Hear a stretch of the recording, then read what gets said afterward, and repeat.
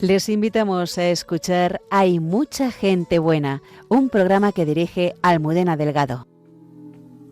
Here comes the sun, here comes the sun, I say it's alright.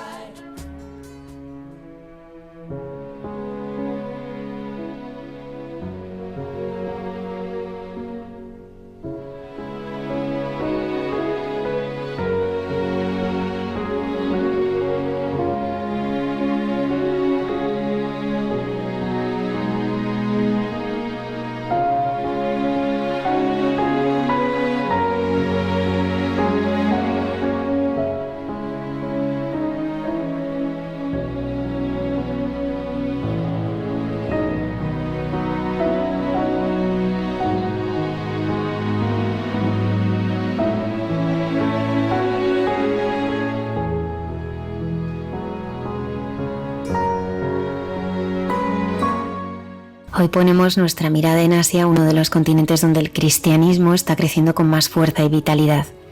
Nos acercamos a esta apasionante realidad volviendo a escuchar al padre Alberto Núñez, misionero jesuita en Extremo Oriente, que nos compartirá su experiencia y el testimonio de una iglesia joven y dinámica. Como cada semana tendremos también nuestras secciones habituales. En Jesús en su tierra, la arqueóloga Cayetana Jairi Johnson nos llevará hasta los escenarios históricos donde se desarrolló la vida de Jesús, ayudándonos a comprender mejor el contexto de los evangelios. En Entre tú y yo, la hermana Carmen Pérez y José Manuel Palomeque dialogan sobre el nexo que hay entre lo que nuestros labios proclaman y nuestro corazón cree. Buenas noches y bienvenidos a nuestro programa. Muchas gracias por acompañarnos.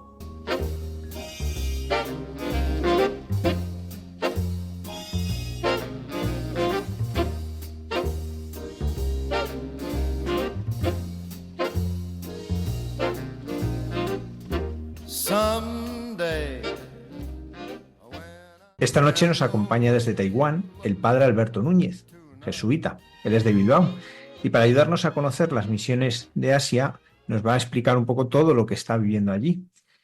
Buenas noches, allí, buenos días, padre Alberto. Buenos días.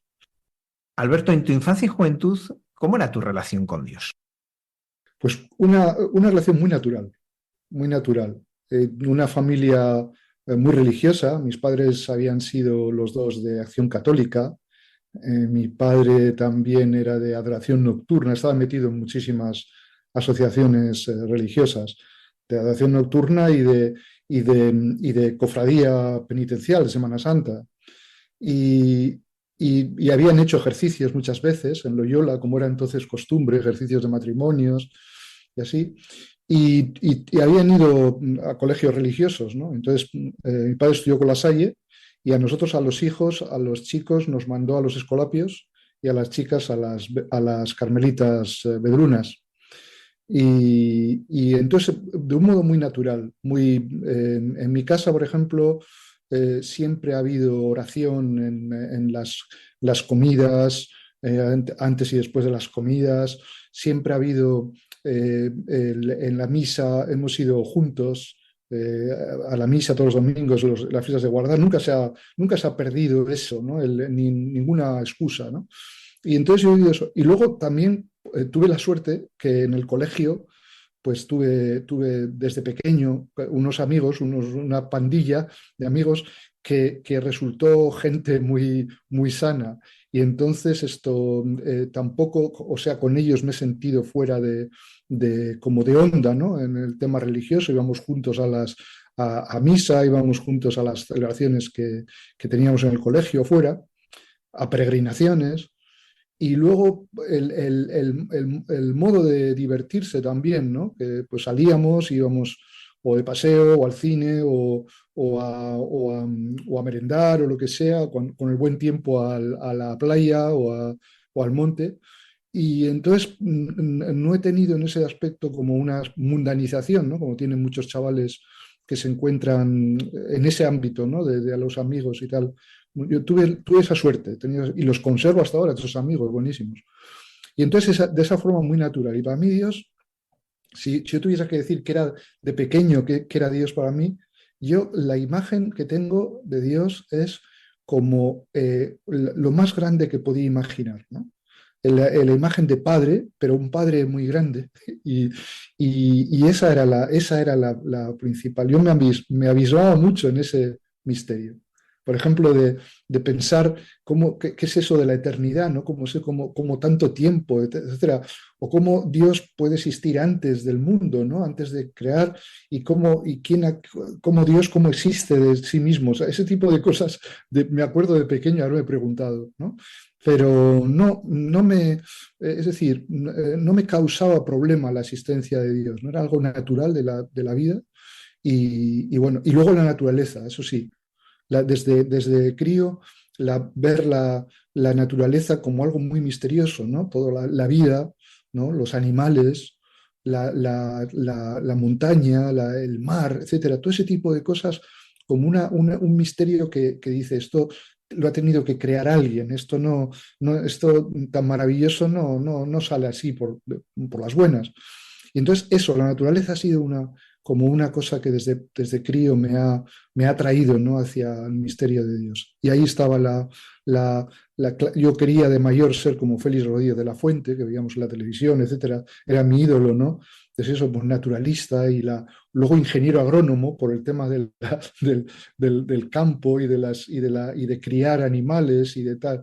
Luego veterinario, me entró la cosa quería ser veterinario por el tema de curar animales y así, ¿no? O sea que ese tema de la vida, de la naturaleza, los animales, ha sido como también un lugar de encuentro, ¿no? Con el misterio del Dios creador, del Dios protector que está ahí, que da vida. Y bueno, pues ese ha sido el dato principal de mi infancia. ¿Y cómo pasaste de Félix Rodríguez de la Fuente a ingeniero agrónomo a veterinario y al final jesuita? Pues eso fue, o sea, el tema de la vocación, ¿no? Yo creo que vino pues estando en BUP. Quizás sería tercero, entonces era tercero de BUP, COU. En COU ya yo creo que estaba muy claro ese tema, porque hice con mis amigos y con gente de la residencia de los jesuitas, que solíamos ir muy a menudo, aunque yo estudiaba con los escolapios, pero íbamos mucho a actividades al centro pastoral de los jesuitas que está en el centro de Bilbao, ¿no? Y entonces organizaban peregrinaciones a Lourdes y a Roma. Y fue en una peregrinación a Lourdes, yo creo que era o tercero de BUP o en COU, no me acuerdo, donde allí, delante de la gruta, yo sentía una atracción muy fuerte a la consagración. Es decir, la consagración no tanto como religioso, como una orden, ¿no? Sino a Dios como Bernadette y la Virgen, esa relación. O sea, fue como un paso, o sea, la llamada esa fue como un paso a una relación más, por así decirlo, más profunda o más estrecha con Cristo, ¿no? Como consagrarme a Cristo de alguna forma. Y ese fue el inicio. Y luego, como, claro, íbamos con jesuitas, pues fue normal que se desarrollase después la vocación en esto. Porque en el colegio, es verdad que en el colegio de los escolapios teníamos todos los años retiros, teníamos también cada semana la Eucaristía del grupo, cada grupo tenía su Eucaristía cada semana, y la misa era un momento, la teníamos que preparar muy bien, teníamos que preparar los cantos, quién leía, quién hacía eso. Y luego la penitencia, que también fue una cosa como muy normal, ¿no? Nunca he visto yo el sacramento de la penitencia como algo raro, costoso o no sé, o friki, ¿no? Sino como algo muy natural, porque teníamos nosotros frecuentemente en el colegio, nos tocaba a cada grupo, teníamos la celebración de la penitencia. Y íbamos tranquilamente, nunca había en nadie como una especie de rechazo. Habría algunos que quizás, no sé, no irían a confesarse, pero iban a la celebración. Y eso fue como algo general, no sentí yo como para los escolapios, la vocación fue estando con jesuitas, en ese tipo de cosas, de peregrinaciones, ¿no? De ámbito de peregrinación. Pero sobre todo fue Lourdes y después la otra que se encou ya fue definitiva, fue a Roma y pasando por Asís. Y entonces en Roma es donde conocí yo, por ejemplo, un personaje digo, de los santos de la compañía, que me atrajo mucho, que era San Estanislao de Kostka. Estando allí en el lugar donde él estaba sepultado, que fue que era el noviciado de los jesuitas en Roma, y que ha ido andando desde Polonia, ¿no? Venciendo incluso a la resistencia de su familia, etcétera, y después todos los peligros de un viaje tan largo, ¿no? Para un chaval pues muy joven, ¿no? Que no, creo que no tenía ni 16 años. Eso me atrajo mucho. Y luego, claro, San Ignacio y San Francisco Javier, que ya los conocía de antes, pero el tema de las misiones. Entonces, los jesuitas, sobre todo relacionado con la consagración, con el sacerdocio y las misiones. Y esa fue mi vocación ya a la compañía. ¿Cuáles han sido las misiones que se te han ido encomendando desde que entras en la compañía de Jesús? Pues las misiones muy parecidas. Es decir, yo primero todavía no era sacerdote y nosotros los jesuitas tenemos un periodo de magisterio. Después del estudio de la filosofía tenemos una práctica, ¿no? de magisterio en algún colegio o escuela. Y yo estuve en el colegio de Javier, que era internado. Ahora aquello es un centro de espiritualidad, ¿no? Antes era colegio. Y de ahí, viviendo ahí en Javier y estando todos los días visitando los lugares del santo, pues se fue fraguando la cosa esa de la misión de Oriente. Y yo había pedido antes, pero no me hicieron mucho caso. Y en cambio, ahí, en ese momento, pues sí que me dijeron que sí, que podía. Y fue al acabar esa práctica, esa estancia en el colegio de profesor, fue cuando me enviaron. Primero, yo había pedido a Japón, que eso es muy curioso. Había pedido a Japón por el padre Arrupe, porque había leído las memorias de Arrupe y todas esas cosas, y bueno, me parecía Japón un reto un sitio muy interesante. Pero en Japón me dijeron que, bueno, el superior, el encargado de misiones de Japón, dijo que ya había gente destinada, joven y tal, y que necesitaban en Corea. Y dije, muy bien, pues a Corea. Y después, estando en ese proceso de tal, me dijeron, no, a Corea no, a Taiwán. Y dije, bueno, ya metidos en gastos, pues venga, a Taiwán. Y en ese momento, claro, Taiwán era la misión de China, ¿no? Porque en China no se podía entrar. Y bueno, y ahora tampoco tenemos mucha facilidad para ir allí. No existe oficialmente ninguna comunidad de jesuitas, no hay esa libertad de misioneros de ir a predicar ahí, ¿no? Bueno, entonces Taiwán era la misión de China. Y vine sin ser sacerdote todavía. Primero estuve estudiando la lengua y después de estudiar la lengua, el chino, el mandarín, después hice la teología, los cursos de teología, el bachiller en teología y el máster en teología lo hice aquí en nuestra facultad, en chino, todo en chino. Y me ordené en Taiwán. Y estudié también un máster en la Universidad Católica de Furen de religiones comparadas. Es algo que también me había interesado y me había, al estar aquí con una mayoría de gente, ¿no? que es o budista o de religiones populares, pues conocer más en profundidad estas religiones, ¿no? Y bueno, aquí en la universidad estaba este programa que estaba comenzando entonces, pero teníamos muy buenos profesores de estos sitios, ¿no? de monasterios budistas con sus universidades que tienen también, y gente de aquí de la universidad, profesores de la Universidad de Furen. Y bueno, también eso lo hice en chino, escribí una tesis en chino sobre Zubiri y el concepto de religión en Zubiri. Y que fue la primera cosa que se ha publicado, creo yo, sobre Zubiri en chino, en lengua china. Eh, y, y después de eso me destinaron a Roma, a la Universidad Gregoriana, a hacer la especialización en el bienio en dogmática, en la Gregoriana. Y después regresé, estuve dando clase de teología, pero me puse enfermo gravemente y tuve que volver a España. Tuve un cáncer de riñón y tuve muchas complicaciones. Después de la operación me separaron un riñón, después muchas complicaciones. La recuperación fue muy lenta y al final ya decidieron mis superiores que me quedase en España. Entonces ahí estuve hasta el 2013 en que volví a Taiwán otra vez. Entonces ya para el 2013, mis padres ya habían fallecido.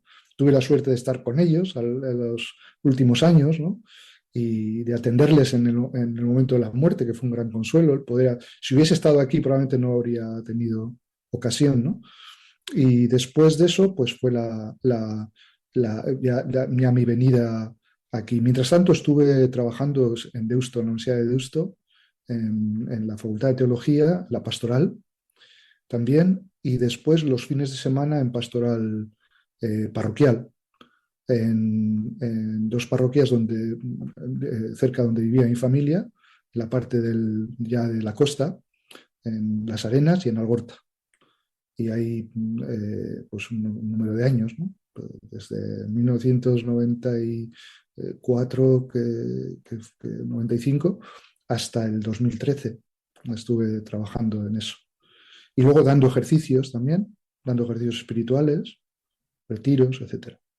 Y esa fue mi misión. Y al venir aquí otra vez, es lo mismo pero en este sitio, ¿no? O sea, tenemos una facultad de teología, una escuela de evangelizadores también, donde la mayor parte en la escuela de evangelizadores son laicos y laicas, y en la facultad de teología tenemos la formación encomendada de los seminaristas de Taiwán, y religiosos, religiosas, diferentes órdenes, carmelitas, salesianos, franciscanos, dominicos, jesuitas, y religiosas también, bastantes, y algunos laicos.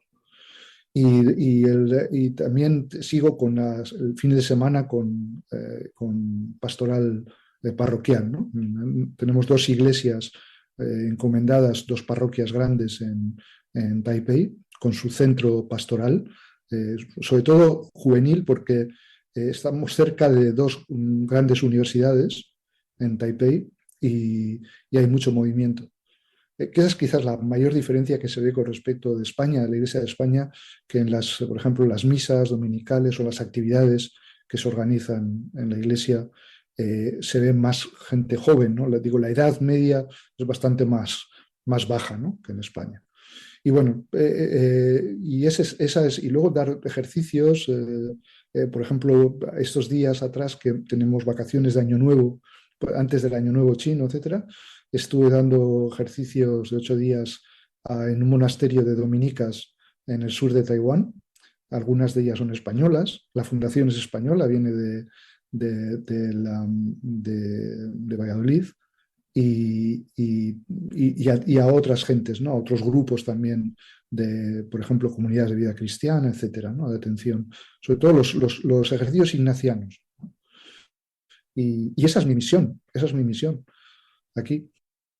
Alberto, antes de hablar de Taiwán, me gustaría hablar un poco de esto que has contado, la enfermedad, porque cuando uno piensa en un jesuita, pues piensa en un misionero superactivo. Cuando se habla de un sacerdote, uno piensa en todas las cosas que hace, pero de repente llega la enfermedad, como en tu caso, una enfermedad grave.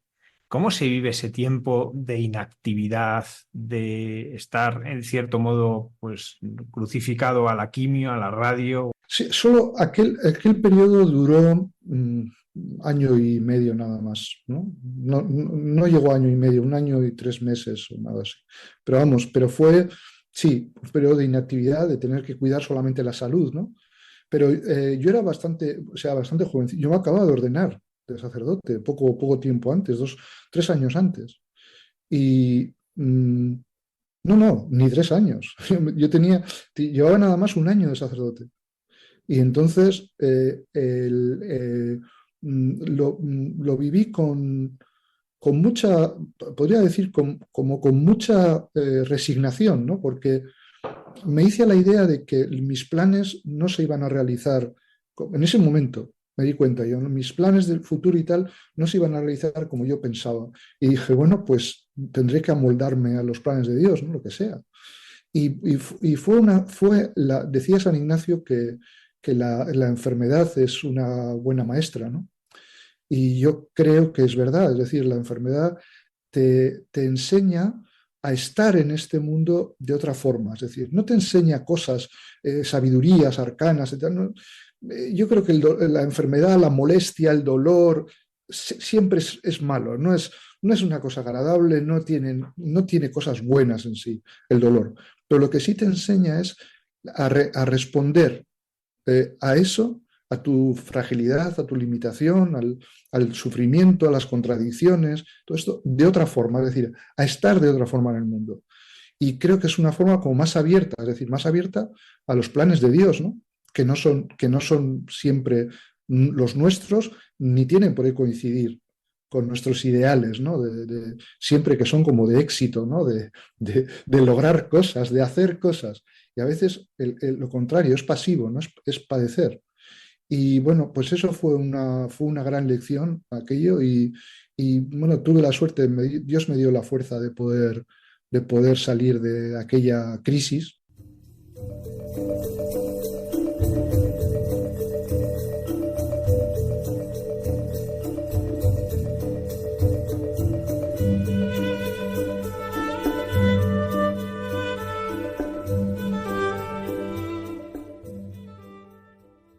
Alberto, normalmente de Taiwán, en España solimos oír hablar con su difícil relación con China, con la situación geopolítica. Taiwán no es muy conocida, pero ¿cuál es la cultura y la sociedad taiwanesa? La sociedad taiwanesa, vamos a ver, y la cultura es súper rica, ¿no? Porque tiene unas etnias muy variadas. Es decir, Taiwán no es un país de una sola etnicidad, sino que aquí había, desde hace milenios, unas etnias aborígenes que son más parecidas y de hecho se ha comprobado que probablemente son el origen de civilizaciones del Pacífico, de los polinesios, ¿no? Son mucho más parecidos a los polinésicos que, por así decirlo, a los chinos continentales, ¿no? Y estas diferentes etnias en Taiwán tienen sus lenguas, tal, pero esa población hoy constituye una minoría, son un 2%. De los 24 millones que tiene Taiwán, son un 2%. Pero es muy rico y está ahí. Y de hecho, estos son los aborígenes, son 1/3 de la población católica de Taiwán. ¿Eh? Es decir, que aunque ellos sean solamente el 2% de la población de Taiwán, de la población general, son 1/3, o sea que la mayor parte de ellos son católicos o protestantes, ¿no? En cambio, la población en general en su mayoría, la etnia mayoritaria es etnia china, pero que han venido a Taiwán en diferentes oleadas. Las más antiguas, desde el siglo XVI-XVII, en donde hubo una migración grande de China del sur, la parte de la provincia de Fujian, que está justo enfrente de la costa, la zona más, o sea, del estrecho de Formosa, que es entre la isla de Formosa, Taiwán, y el continente chino, la parte más estrecha serán no llega a 200 kilómetros, 100 algo kilómetros. Entonces, por ahí vinieron del sur de China, de Fujian, unas oleadas de agricultores para asentarse en periodos en que en China había pues, más escasez o lo que sea, o por superpoblación, y entonces se fueron asentando en la zona de los llanos, ¿no? De la zona de las llanuras, de la zona occidental o la costa oeste de Taiwán, ¿no? ¿Por qué? Porque la costa este es muy montañosa, muy accidentada y baja abruptamente hacia el Pacífico. Y ahí, en esos valles, son valles muy estrechos y no da para mucha agricultura, ¿no? Son bosques, son montañas. En cambio, en esas llanuras fértiles de la parte oeste de Taiwán, se fueron asentando gentes del sur de China, ¿no? Sobre todo de esa parte de Fujian, que son los que ahora se les llama Minnan, y que trajeron su lengua, que es esa lengua, que es la misma lengua de Fujian, lo que pasa es que ha ido evolucionando en Taiwán, ahora se llama también taiwanés, ¿no? Pero eso, o también se llama Hoklo, y otra etnia china que son los Hakka, que eran distintos de estos, porque su origen probablemente está más en la zona de Cantón, ¿no? Pero que se fueron asentando en otros lugares del sur de China y de ahí pasaron a Taiwán con su propia lengua también, que es el Hakka. Y esa lengua en algunos lugares, en algunas zonas de Taiwán, pues específicas, ¿no? Es la lengua más común, mientras que en el resto es el taiwanés.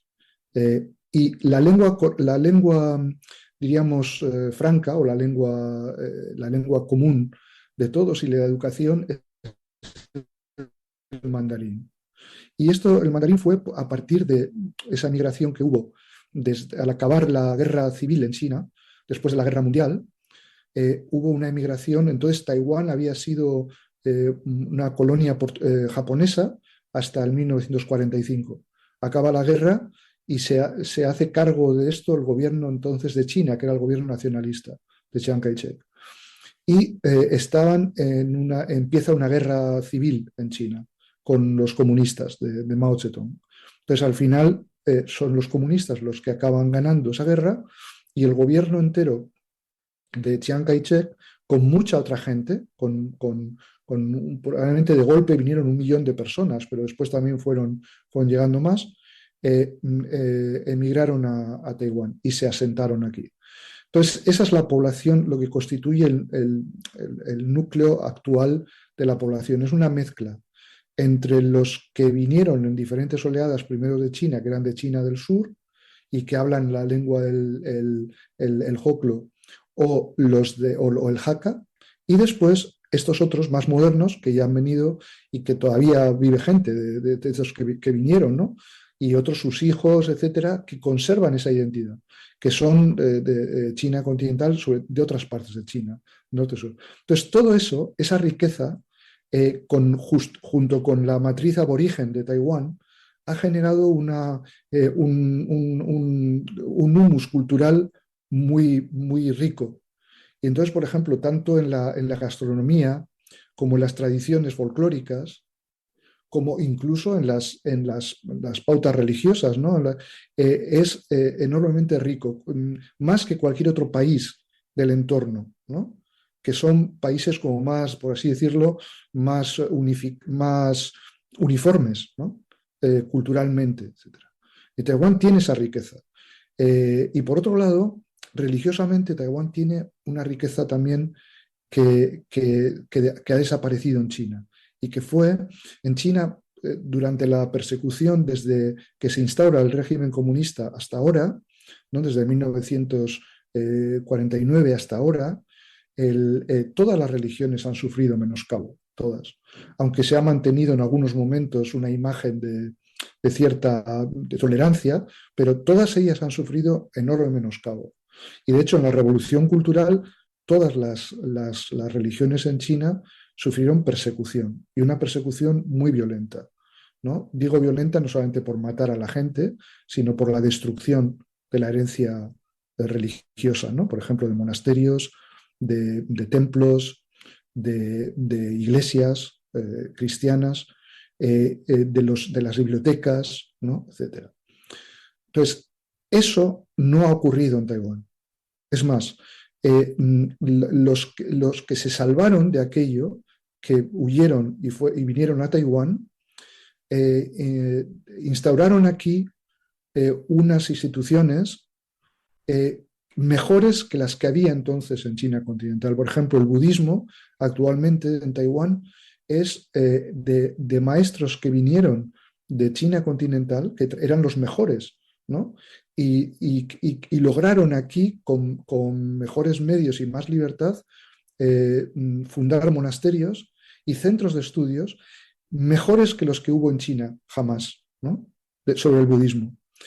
Y la Iglesia Católica lo mismo, es decir, la Iglesia Católica tuvo en China, cuando estaba en su apogeo, era el momento de máximo apogeo, porque durante el siglo XX en China el influjo o el impulso misional fue enorme, ¿no? Fue enorme, es decir, la cantidad de misioneros que fueron de otros países, sobre todo de Europa y de América, ¿no?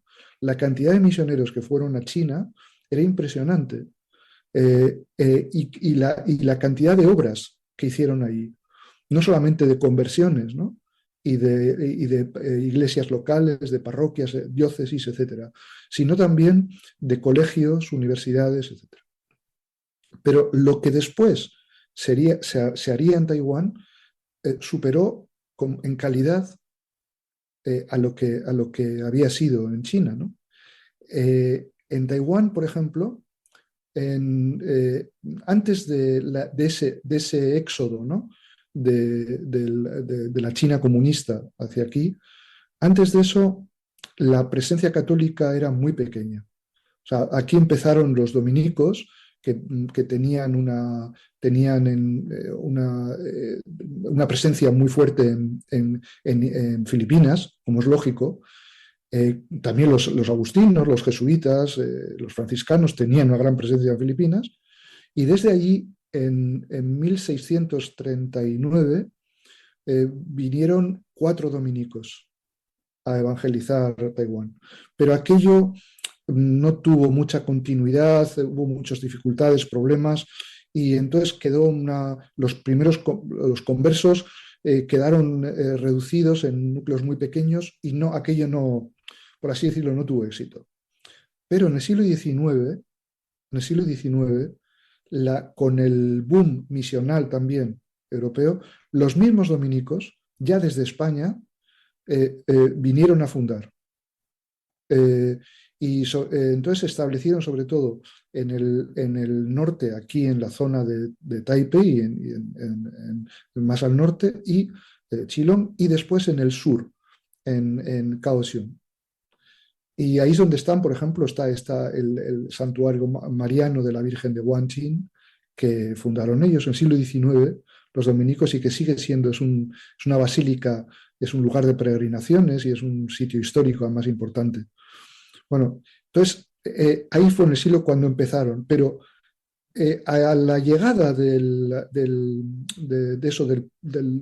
la posguerra mundial en 1945 o los años 50, cuando ya habían venido los expulsados de China, los católicos expulsados de China continental, solo no hay estadísticas muy exactas, ¿no?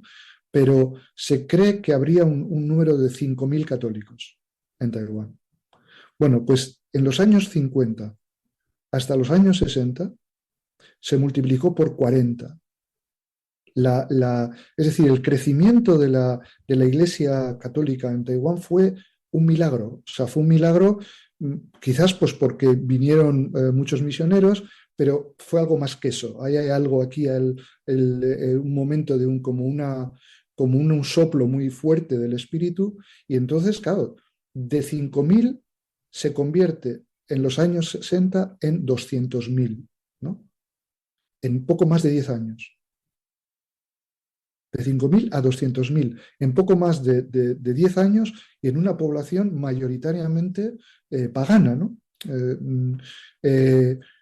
El número actual se cree de ateos, o sea, que se confiesen ateos, ¿no? O sin ninguna religión, agnósticos, siempre se mantiene en un 20%, ¿no? El resto confiesan que tienen alguna fe religiosa, ¿no? Pero la gran mayoría, claro, la gran mayoría son o budistas, o taoístas, o de religiones populares, ¿no? Y solamente un 4% son cristianos. De ese 4%, 2% son católicos y 2% protestantes. Protestantes de diferentes iglesias. O sea que la mayor iglesia hoy en día en Taiwán, la mayor iglesia cristiana es la iglesia católica, sin duda, ¿no? Pero es solo un 2% los católicos de la población, ¿no? Entonces, desde los años 60 no ha crecido, como ocurrió en ese momento, en la década de los años 50, no ha habido un crecimiento similar, ¿no? Y desde luego, con respecto al crecimiento de la población, que ha crecido mucho la población en esos años, hasta ahora no ha sido proporcional, ¿no? Pero bueno, fue un milagro la Iglesia Católica en Taiwán. Como pasó en Corea también, ¿no? Pasó lo mismo en Corea. O como pasó en tiempos anteriores, muy anteriores en Japón, ¿no? Son cosas que son difícilmente explicables desde el punto de vista sociológico solamente, ¿no? Si no pensamos en una visión trascendente de que hay, desde luego, hay un movimiento fuerte del espíritu que mueve a la gente, ¿no? A la conversión. O sea que Taiwán en ese sentido, incluso religiosamente, culturalmente, es muy rico y es una sociedad que atesora, es decir, la cultura. No, por ejemplo, aquí no se da, como se puede ver en España, ¿no? A veces el desprecio a las tradiciones, ¿no? Culturales, ¿no? Que se consideran desfasadas, por ejemplo. Muchas tradiciones religiosas católicas, ¿no? Se consideran como de otro tiempo, etc. Aquí no existe eso.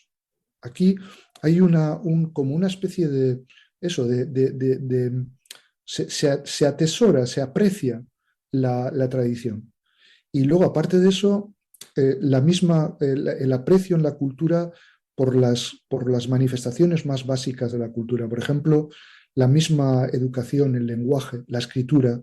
Por ejemplo, la caligrafía sigue siendo algo que se enseña en los colegios y que tiene una gran... Ahora, en Año Nuevo, por ejemplo, es típico que en cada casa, a la puerta de cada casa, se colocan dos tiras de papel rojo con una escritura, los dos son un dístico, son dos versos, en caracteres chinos, en caligrafía, hecha, si no es por el miembro de la casa, por alguien, por un calígrafo, y se compra, pero se ponen ahí. Y casi siempre son dísticos, pues son auspiciosos, ¿no? De auspicio de felicidad, de bendición, de prosperidad, de salud, etcétera, ¿no? Para el inicio del año. Pero lo que íbamos es la caligrafía, el gusto por las cosas bien hechas y por las cosas hermosas, ¿no? Como es la escritura. Bueno, yo creo que eso en gran parte en España y en gran parte de Occidente ha bajado mucho o ha desaparecido en gran parte, ¿no? Y en cambio aquí se conserva. Otra de las cosas es las artes populares, ¿no? Las artes populares como que son muy orientales, por otra parte, como de las flores, ¿no? Los juegos, no los juegos, sino ¿cómo se llama? Las composiciones florales, ¿no? Tanto para la iglesia o en los templos como para las casas, ¿no? Ese gusto por esa belleza, ¿no? De lo natural, pero que a través del hombre, de la mano del hombre y de la estética, pues adquiere una condición simbólica, ¿no? De la belleza o de la bondad del mundo, ¿no? Ese tipo de manifestaciones son aquí muy frecuentes, mucho más frecuentes que en España, por ejemplo, donde en el ámbito estético predomina mucho, y por desgracia también incluso en las iglesias, ¿no? El feísmo, ¿no? Y eso aquí no existe, ¿no? Y luego, por otro lado, el gusto por la educación. Es decir, se considera como un honor el ser una persona educada. Es decir, es algo que añade valor a la persona, ¿no? Nosotros en Occidente se ha perdido mucho eso. Es decir, lo que le da valor a la persona es su capacidad económica o su posición o su fuerza, o su forma física. Pero en Taiwán y en otros lugares de Asia es la educación, la formación. La educación en sí es un valor, es un plus que le da a la persona. Y por eso generalmente los niños estudian más, dedican más tiempo a estudiar. Los padres también se preocupan más de la educación de los hijos. Y creo que esa es una riqueza muy grande en Taiwán y que a mí por lo menos me aporta mucho y me ayuda mucho, me consuela mucho, ¿no? Alberto, ¿cómo es la recepción del Evangelio para un taiwanés? O dicho de un modo más sencillo, ¿qué es lo más atractivo del Evangelio y cuál es la mayor dificultad para aceptar el Evangelio? Pues mira, yo esa pregunta me la he hecho muchas veces, ¿no? Claro, yo sobre todo trato también con gente mayor, pero sobre todo mi día a día es con gente joven, ¿no? Ya sea aquí en la Facultad de Teología o después en la parroquia o en el centro pastoral, ¿no? Juvenil. Son gente joven. ¿Qué es lo que le puede atraer a una persona joven a creer en Cristo, ¿no? Y yo lo que he ido sacando a través de la conversación con estas personas o lo que ves, ¿no? Porque a veces no hace falta hablar mucho, es ver el aprecio que se tiene hacia algo. Y probablemente, yo creo que lo que atrae de Cristo es el amor. Es decir, esto puede parecer una cosa muy simple y muy barata, pero no lo es para gente donde la religiosidad no estaba basada, o la religiosidad, por ejemplo, más común aquí, no está basada en el amor, sino en otras cosas. Y claro, para alguien que ha vivido en una matriz cristiana o católica, esto es como con natural, ¿no? Es decir, hombre, obviamente, ¿no? Dios es amor y la caridad y la iglesia misma, ¿no? Lo principal es la caridad. Pero para gente que no ha vivido en esa matriz cultural, el encuentro con Cristo, con la fe cristiana y con la iglesia, sobre todo tiene esa dimensión de el encuentro con el amor. Es decir, alguien que me ama, alguien que da su vida por mí, alguien que me quiere incondicionalmente, alguien al quien yo puedo querer y confiarme en sus manos, alguien que me rescata, que me salva de mis mayores miedos o de mis apegos y mi falta de libertad. Esa persona, y es por amor. Eso es probablemente lo que más atrae de Cristo, ¿no? Y eso también es, en la Iglesia Católica, yo creo que hay otra cosa que es muy importante, y es la Eucaristía y la Virgen María. También para nosotros, es decir, los que venimos de una cultura católica, lo damos por sentado, ¿no? Pero, por ejemplo, para personas cuya primera aproximación a la fe cristiana, como ha ocurrido aquí, ha sido a través de otros centros o de otros grupos protestantes, que es muy frecuente, ¿no? Que primero entran en contacto con grupos protestantes, pero después sienten que ahí falta algo y lo encuentran en la Iglesia Católica. ¿Y qué es eso? Es la presencia real de Cristo en la Eucaristía. Es la misa como un sacramento, ¿no? No solamente como una reunión, como una celebración, sino como un sacramento de la presencia de Cristo, ¿no? Del cuerpo de Cristo. Y la Eucaristía sigue siendo para los católicos aquí algo muy importante. ¿Mm? O sea, que no es baladí el no ir a misa. Por ejemplo, algo que uno se encuentra muy frecuentemente en el ámbito de la penitencia, ¿no? Etcétera. Cuando la gente recibe el sacramento de la penitencia, muchas veces la gente se arrepiente de haber faltado a la misa, ¿no? El domingo. Claro, yo pienso ahora en España y que rara vez los católicos se confiesan de esas cosas, ¿no? Es decir, hombre, pueden darse cuenta que no está bien, pero no lo consideran como un pecado serio, ¿no? O grande, ¿no? Y en cambio aquí sí, y es por el aprecio que se tiene a la Eucaristía, ¿no? Y la otra cosa decíamos, y por eso también, por ejemplo, la adoración. Es decir, aquí entre los católicos jóvenes o gente aspirante al bautismo, ¿no? Los que están preparándose para el bautismo, jóvenes y no jóvenes. Porque hay muchos adultos, o sea, en Taiwán los bautismos suelen ser en Pascua, ¿no?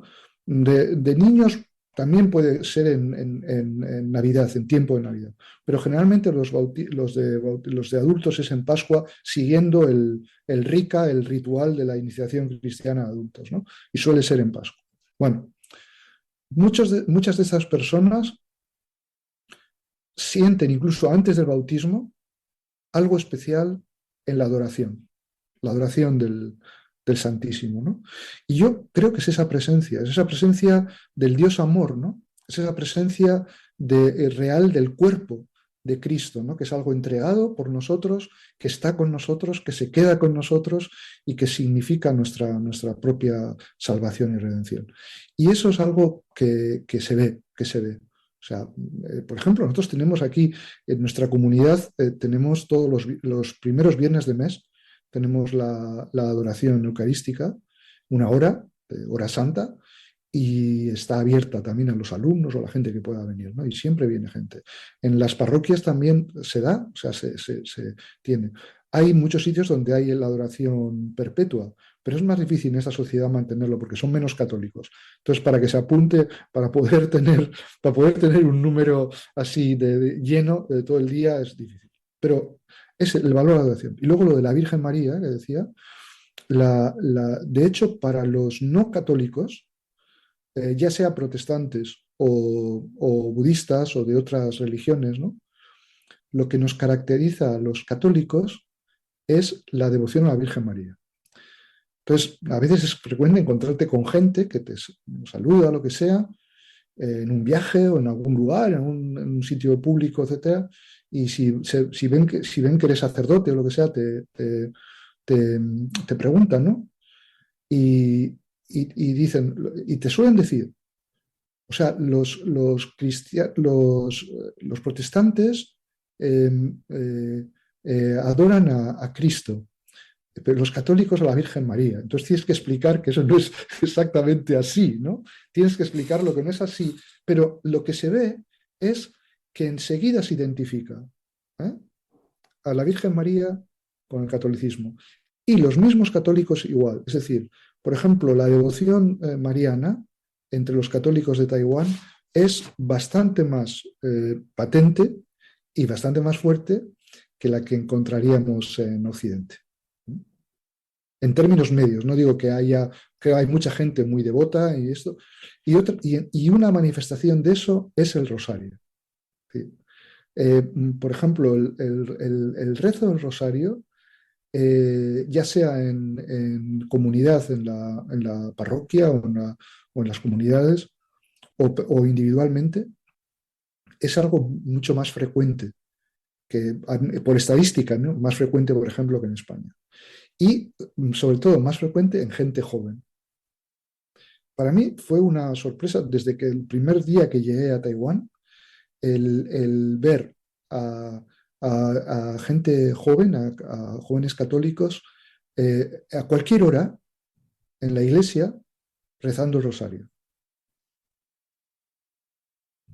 Bueno, y creo que eso es de su entrada o su acceso a la fe en Cristo, en la iglesia, pasa por la devoción a la Virgen María y pasa por la Virgen María, ¿no?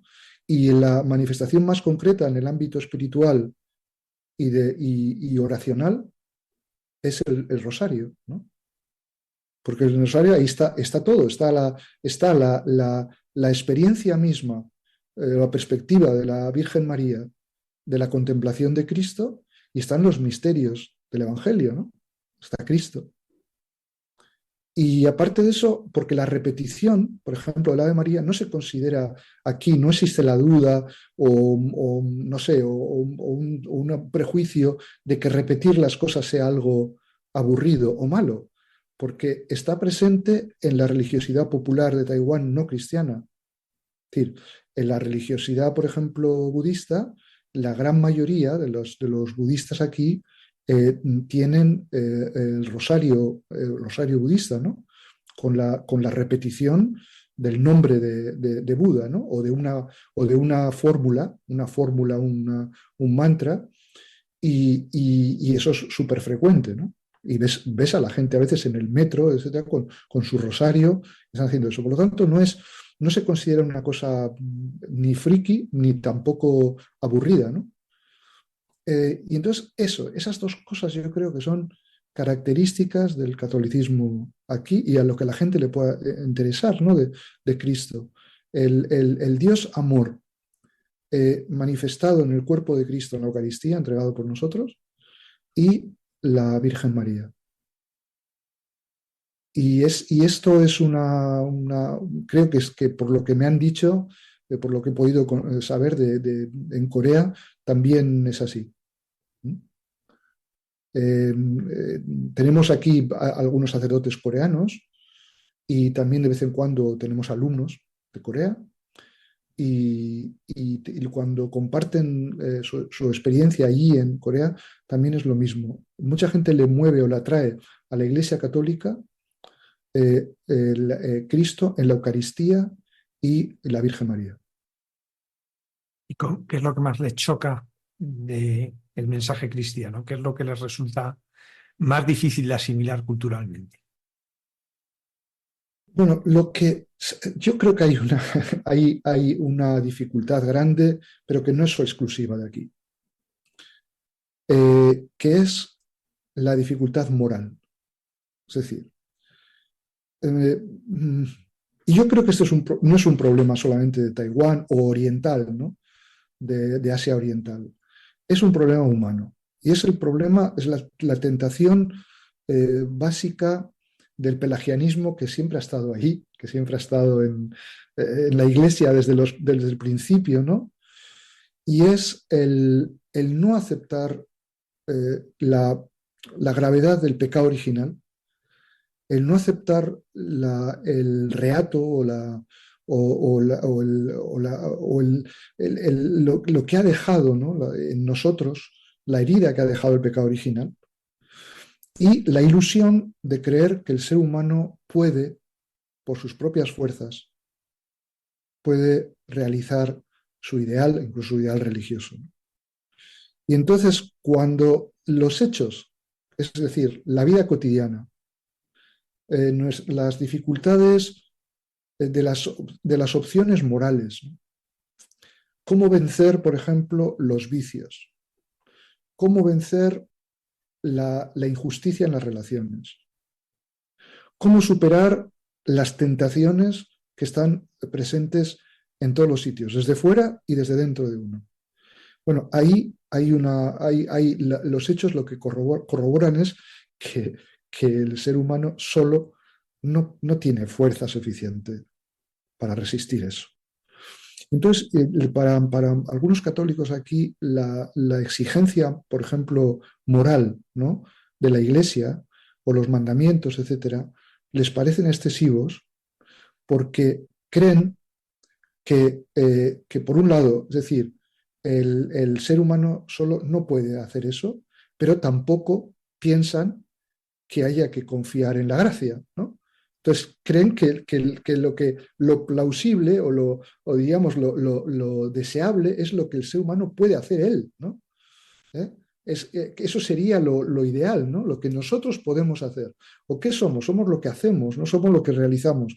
Y esa autorrealización, ese yo creo que es el problema moral básico, ¿no? Y que está en esa tentación pelagianista, ¿no? Es decir, que en el fondo creer que el ser humano es capaz por sí mismo, ¿no? de realizar el plan de Dios, ¿no? O las exigencias morales del Evangelio. Y creo que eso pues a mucha gente le cuesta y un poco le separa o le separa de la comunión afectiva, ¿no? Con la Iglesia por la exigencia moral, porque creen que no es, por así decirlo, suficientemente humana, ¿no? Creen que no es razonable, ¿no? Etcétera. Pero claro, es porque no se acaba de entender el tema de la gracia, ¿no? ¿Qué es la gracia o la necesidad de la gracia, ¿no?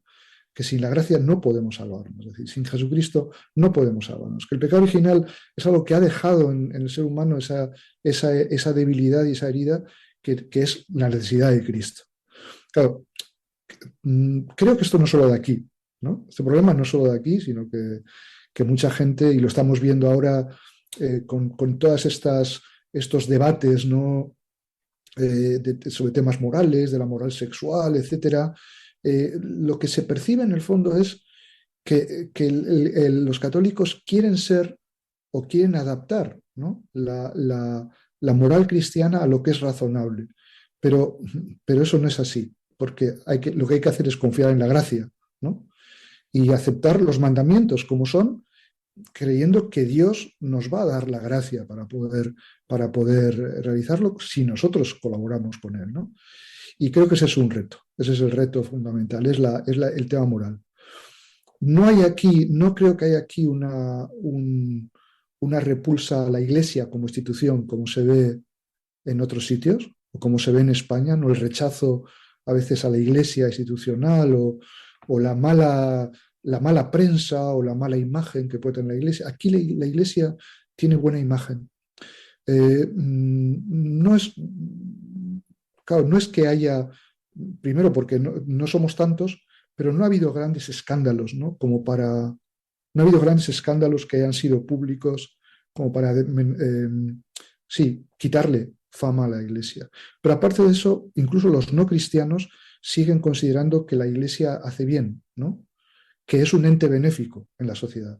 No existe como en la cultura mayoritaria en España, que hoy en día es una cultura neomarxista, ¿no? Es una cultura totalmente materialista, ¿no? Esa es la cultura oficial, ¿no? La cultura que se está impartiendo desde las altas instancias del Estado hasta la educación o los medios de comunicación, etcétera, ¿no? Y la Iglesia en sí es ya sospechosa, ¿no? Tiene su propia agenda, es mala. Entonces, aquí no existe esa duda. Es decir, la sociedad, incluso los no cristianos, consideran que la Iglesia es un ente benéfico, ¿no? Y que realiza beneficencia. Y aparte de eso, de que no hace mal a la gente. Y creo que esa es otra característica de aquí, ¿no? De la cultura aquí. Alberto, tú sigues la senda de grandes evangelizadores, San Francisco Javier, Mateo Ricci, Diego de Pantoja, solo por mencionar a los jesuitas, que si mencionásemos de otras órdenes habría muchísimos más. ¿Cómo te sientes unido a ellos? ¿Cómo te sientes aquellos que evangelizaron esas tierras antaño? Sí, son pioneros, es decir, hay unos pioneros, ¿no? Como en toda, diríamos, institución, organización, siempre hay unos pioneros, ¿no? Que son los que van por delante y han marcado unas rutas y unas pautas. Y por eso siempre tienen actualidad, es decir, no pierden, no se quedan atrás, ¿no? No se quedan como personajes del pasado, sino que son siempre como un acicate, un estímulo, ¿no? Y el Mateo Ricci, bueno, de hecho, está la causa introducida, ¿no? Para la beatificación de Mateo Ricci, y el hecho mismo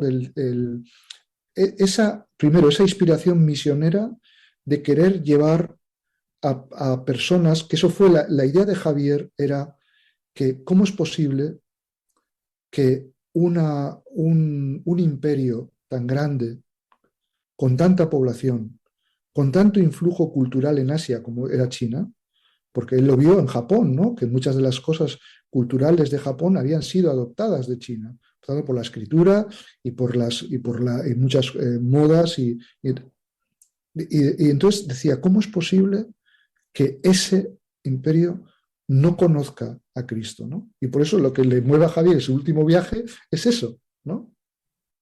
Y Ricci, o sea, cuando muere Javier, es cuando nace Ricci, ¿no? Y entonces es el que coge el relevo, ¿no? Que va a seguir la senda de Javier con ese reto de la evangelización, y no solamente la evangelización de las gentes, sino la evangelización de la cultura. Y eso es lo que tiene Ricci hoy y sigue teniendo como de actualidad, ¿no? Es decir, el impulso evangelizador de la Iglesia que pasa primero por el respeto a la cultura, pero por su transformación. Transformar la cultura. Pero para eso primero hay que conocerla, hay que aceptarla, hay que recibirla. Y por eso Matteo Ricci tuvo el esfuerzo de asimilar y de estudiar bien la lengua, las tradiciones filosóficas, religiosas, etcétera, para poder después, desde ahí, evangelizar la cultura. Y eso creo que es un reto muy grande que, por ejemplo, Juan Pablo II también lo puso como para la Iglesia, como un reto de nuestro tiempo, ¿no? Que es la evangelización de la cultura, ¿no? O sea, que en un tiempo, es verdad que en un tiempo se veía mucho la misión, se ha sido todo después del Concilio Vaticano II, ¿no? Sobre todo la misión vista a la ayuda a las personas, ¿no? Digamos, la cooperación, ¿no? Con el desarrollo de las personas, desarrollo integral, etc. Y también está el aspecto de la fe, sí, pero el aspecto de la fe es como una cosa como secundario. Pero en cambio, en Ricci está primero el aspecto de la fe, es Cristo, el Evangelio, y segundo, la cultura. Por lo tanto, es verdad que a la gente, cuando se va a un lugar de misión, ¿no? Hay que ayudar a las personas materialmente, pero eso en cualquier sitio donde estemos. Sí, eso son las obras de caridad. O sea, eso son las obras de caridad del cristiano, ¿no? Que tienes y ya son el sermón de la montaña. O sea, que eso es parte del Evangelio, del núcleo del Evangelio. Pero la evangelización tiene que pasar por la transformación de la cultura. Y creo que eso es algo en lo que Ricci y sus compañeros fueron pioneros. Pantoja era uno de ellos, porque era esa generación, ¿no? Y Pantoja, que fue un gran hombre, pasa que ha quedado como a la sombra de Ricci, pero es la misma altura que él, ¿no? A la misma altura que él. Y Pantoja, por ejemplo, algo que Ricci era un muy buen físico y matemático y astrónomo, muy bueno, se había formado en Roma, se había formado muy bien en eso, en el observatorio romano entonces, que estaba lo que es hoy la Universidad Gregoriana, que era entonces el colegio romano, ¿no? Y la universidad. Pero Pantoja tiene, por ejemplo, unos conocimientos del chino clásico mejores que Ricci. Pantoja escribía mucho mejor que Ricci. Pantoja es el primer autor católico, por así decirlo, porque Ricci escribe el Tratado del Señor del Cielo, que es como una presentación de la fe cristiana, una presentación catequética muy básica de lo que es la fe cristiana a gente china, ¿no? Pagana. Pero Pantoja tiene los primeros libros de devoción, ¿no? Es decir, la fe cristiana en acto, la fe cristiana en práctica, ¿no? Y, por ejemplo, la pasión, que entonces era algo muy, en ese momento, en toda la Iglesia, ¿no? Era la contemplación de la pasión, era una cosa muy importante, una práctica espiritual muy importante. Pantoja tiene un libro precioso sobre esto en chino clásico, ¿no? O sea, y aparte de eso, los conocimientos musicales de Pantoja, que eran mucho mayores que los de Ricci. Es Es decir, Pantoja estudia toda la música, la teoría musical china y los instrumentos, pero sobre todo enseña la teoría musical de Occidente y el clavicordio. Entonces, Pantoja no solamente sabe tocar el clavicordio hermosamente, lo sabe hacer, lo sabe construir. Entonces fue el introductor no solamente de la música occidental en la corte de Pekín, sino de los instrumentos musicales. Entonces digo, este tipo de personas que tenían primero una fe muy grande, una devoción enorme, ¿no?, a Cristo, pero sobre todo una enorme capacidad de integración cultural y de transformar la cultura. Creo que eso es algo que sigue retándonos a nosotros, no solo aquí, sino que yo creo que también en Europa y en España, ¿no? Es decir, la Iglesia no puede dedicarse solamente a hacer obras, ¿no?, de beneficencia, ¿no?, que está muy bien, sino que la Iglesia tiene que anunciar el Evangelio a las culturas, ¿no?, y tiene que transformar esa cultura, el Evangelio. Y para eso tenemos que los cristianos tenemos que introducirnos en ella, y tenemos que ser visibles, y tenemos que ser audibles, y tenemos que contribuir a ella. Y creo que ese es el gran reto. Y a mí me parece que tanto Ricci como Pantoja, como Adam Schall, que fue otro alemán, otro de los grandes pioneros, y se fue en la astronomía, ¿no?, en todo el calendario, los eclipses, etcétera, etcétera. Bueno, el influjo tan grande que fue el que cambió el calendario chino, ¿no?, porque se dio cuenta de que tenía errores, ¿no? Y entonces y se adaptó, se acabó adaptando, ¿no? Pero aparte de eso, yo creo que esta gente, digo, lo que decía de pioneros, que van por delante en ese fervor, ¿no?, en ese interés personal de servir y de amar a Dios en una misión. Y creo que en eso pues son grandes ejemplos, y a mí siempre me estimula mucho, ¿no? Uno se siente un poco enano porque estos eran gigantes, esa es la verdad, eran gigantes, ¿no? Pero nosotros, como los enanos, podemos ir sobre los hombros de los gigantes, ¿no?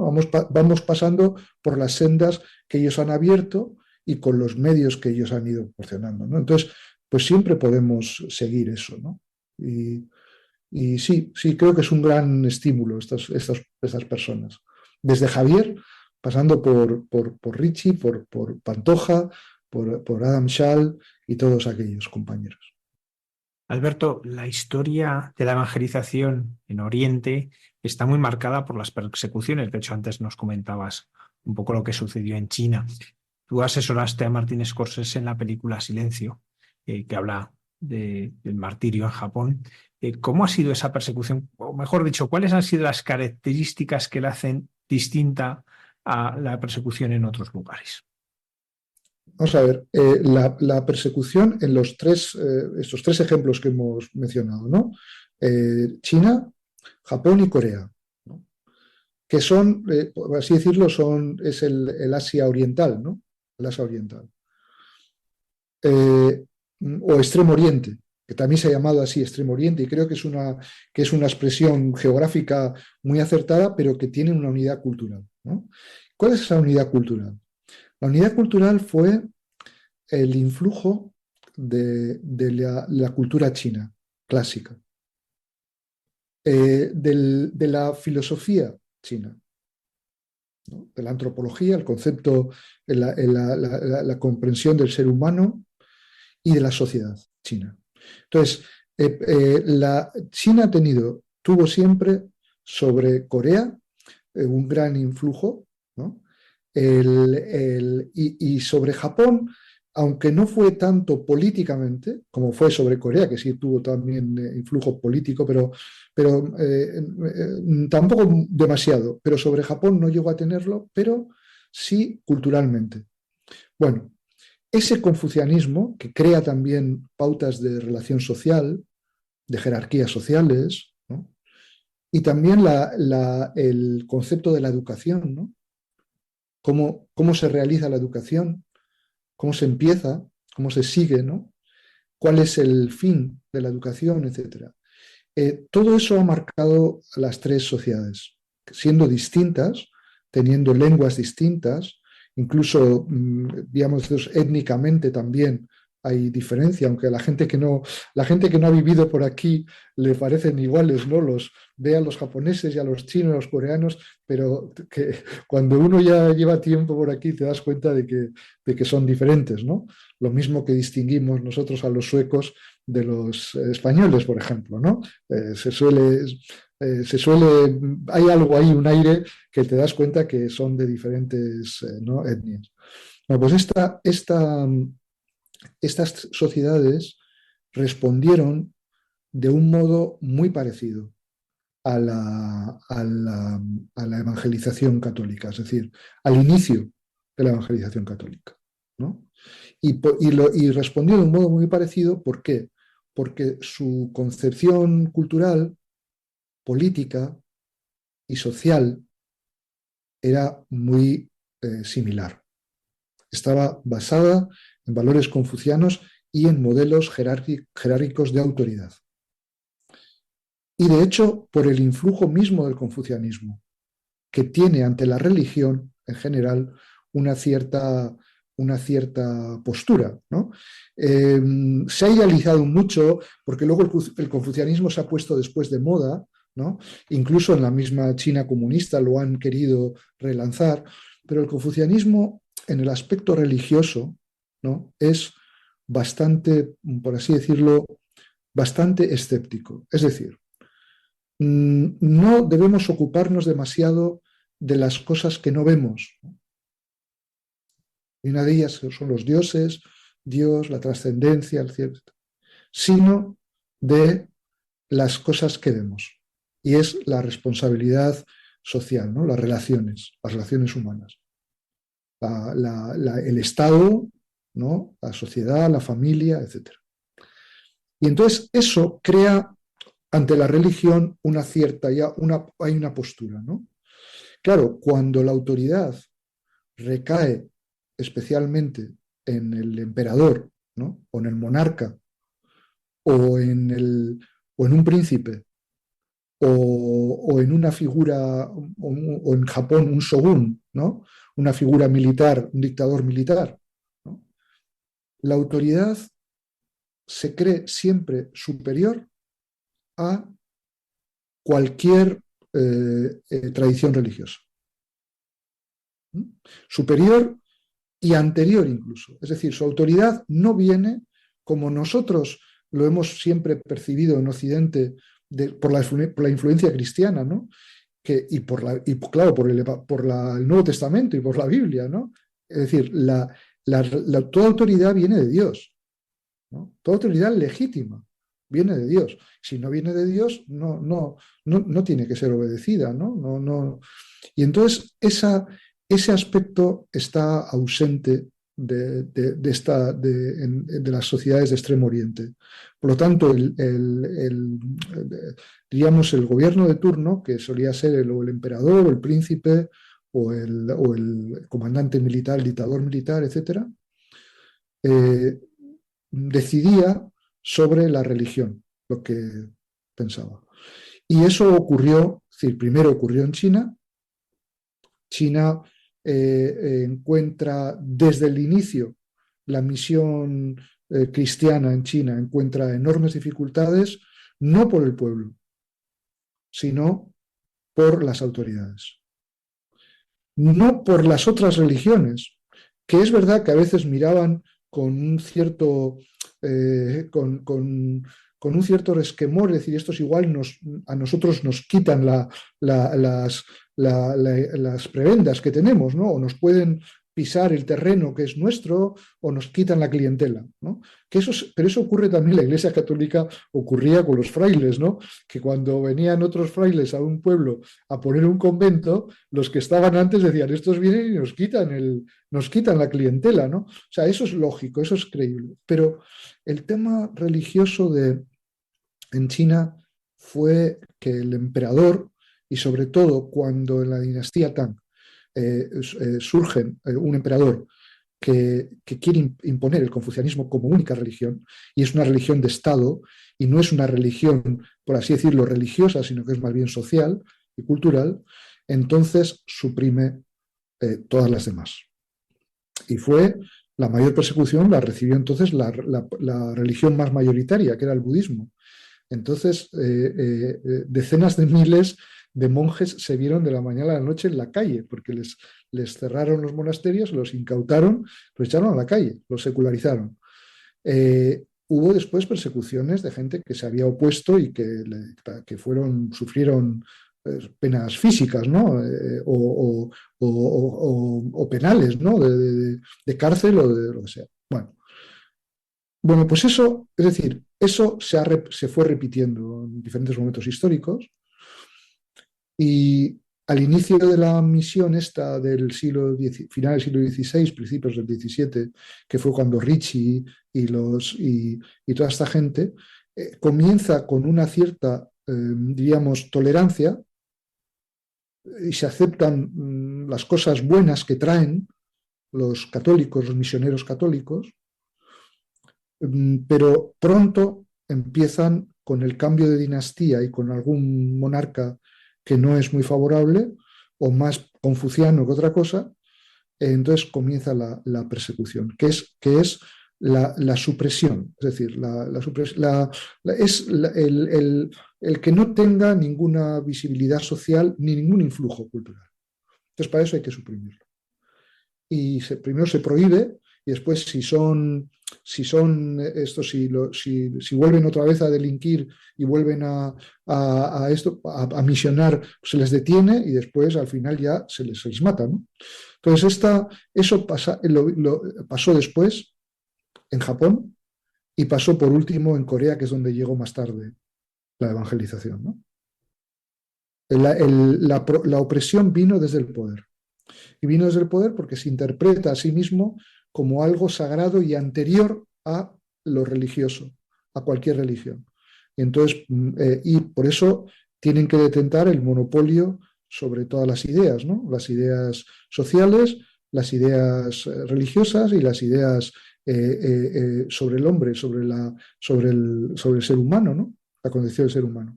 Y entonces por eso ocurre la persecución. Probablemente donde fue más sistemática, en el sentido de instaurar un tipo de policía para ello, con unas penas horripilantes, etcétera, fue en Japón. Ese fue el ejemplo de eso, de persecución. Pero en China, incluso hasta el siglo XX, ¿no? A principios del siglo XX, con finales del siglo XIX y principios del siglo XX, con la revolución de los boxers, hay cantidad de mártires, ¿no? Que son los que se celebran ahora. Los mártires de China casi todos son de esa época, ¿no? Y entonces todavía eran los estertores ya de la dinastía Qing, y era toda una corruptela, ¿no? Del sistema imperial, eran los manchúes, y fue el final, porque 10 o 12 años más tarde desaparecen también ellos. Pero esa fue muy grande, ¿cómo se dice? Esa persecución. Pero quizás la más sangrienta o más terrible fue en Japón, ¿no? Y es lo de la película esta de Scorsese sobre la novela de Endo Susaku de Silencio, ¿no? Pues relata esos momentos, y relata un ejemplo muy poco edificante, pero por desgracia que ocurrió, ¿no? Que fue los que apostataron, ¿no? Ya sea por miedo personal o por proteger a otros, ¿no? Entonces, eso. Pero en Corea también fue terrible la persecución, ¿no? Y fue desde el mismo comienzo. Desde el primer católico coreano, que era un laico. O sea, los primeros evangelizadores de Corea fueron laicos, a diferencia de lo que ocurrió en China y en Japón, que eran sacerdotes o religiosos. En Corea eran laicos que aprendieron la doctrina católica y conocieron a Cristo estando en China estudiando, y que después la llevaron y ellos mismos fueron los evangelizadores.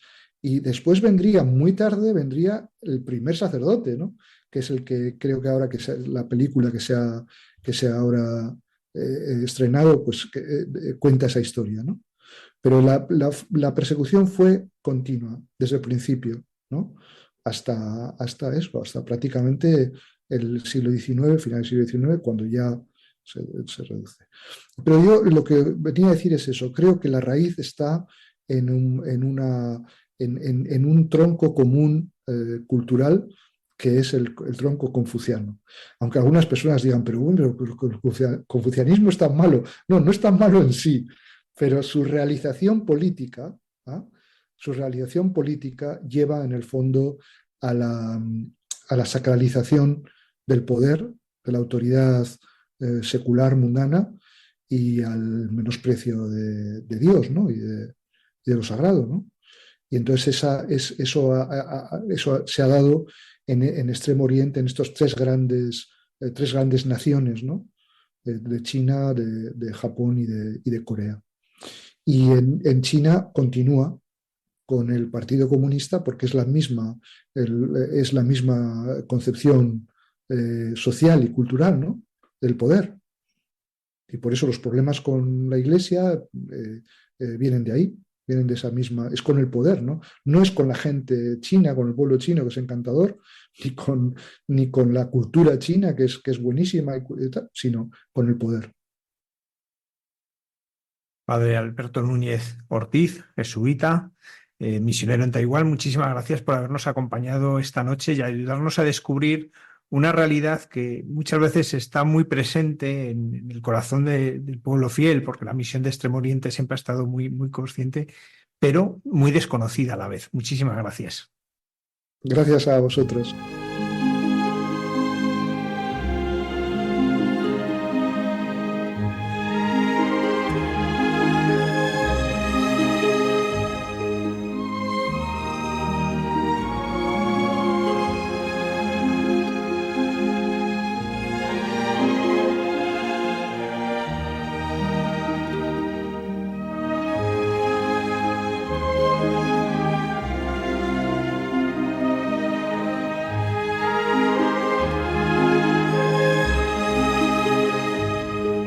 Damos las gracias al Padre Alberto Núñez, misionero jesuita en Extremo Oriente, por haber compartido con nosotros su experiencia y el testimonio de una iglesia tan joven.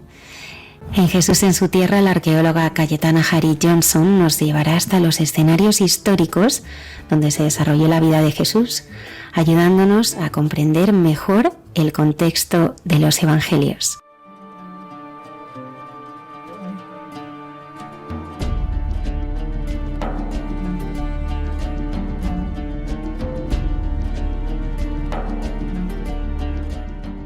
Buenas noches de paz y bien, queridos amigos de esta sección llamada Jesús en su tierra de Radio María. Y bien, ya pues empezamos esta temporada de verano, el mes de julio, ya con mis proyectos arqueológicos en Jerusalén, en Israel. Y ya pues tengo esta primera grabación para todos vosotros, ¿no? Desde Tierra Santa, y sobre todo pues con las importantes novedades que nos están aflorando en nuestras excavaciones, ¿no? Hace muchísimo calor, obviamente, por ser fecha de verano y también por estar en esta otra parte del Mediterráneo, pero ya hasta se te olvida qué es sentir calor cuando uno está excavando esta tierra de Dios, ¿no? Para exponer la verdad bíblica, ¿no? Y la verdad de nuestra fe.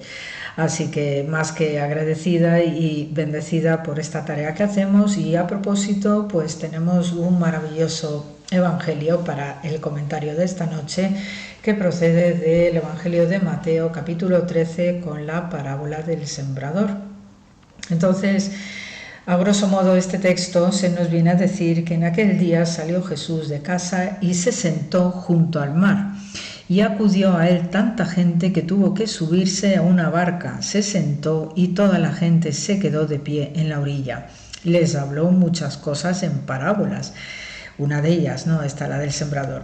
Salió el sembrador a sembrar. Al sembrar, una parte cayó al borde del camino. Vinieron los pájaros y se la comieron. Otra parte cayó en terreno pedregoso donde apenas tenía tierra y como la tierra no era profunda, brotó enseguida. Pero en cuanto salió el sol, se abrasó y por falta de raíz se secó. Otra cayó entre abrojos que crecieron y la ahogaron. Otra cayó en tierra buena y dio fruto, una 100, otra 60, otra 30. El que tenga oídos, que oiga. Se le acercaron los discípulos y le preguntaron: ¿por qué les hablas en parábolas? Él les contestó: a vosotros se os ha dado a conocer los secretos del reino de los cielos y a ellos no, porque al que tiene se le dará y tendrá de sobra, y al que no tiene se le quitará hasta lo que tiene.